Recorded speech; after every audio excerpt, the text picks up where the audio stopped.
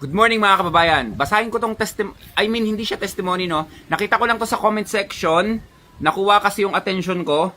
Itatago ko na lang yung pangalan ni kabayan ha. Ito ang sabi niya. Ma'am sir, pa-order po kami please. Kailangan lang po ng pamangkin ko ngayon.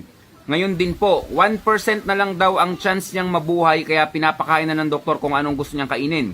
Please lang po, parang awa niyo na po. So kabayan, August 16 pa tong nag-comment, no? Magkakalating buwan na.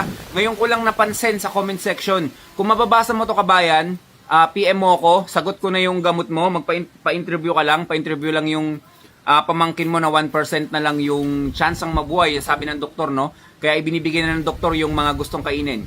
Medyo na-curious ako na kung anong dahilan kung bakit nasabi ng doktor na 1% na lang ang chance ang mabuhay. Siguro meron itong mga severe na sakit, no? Or mga matataas na level na pagdating sa cancer, kasi usually ganun lang naman din yung mga tinataningan ng mga doktor. Pero hindi ako naniniwala kasi sa taning-taning, you know.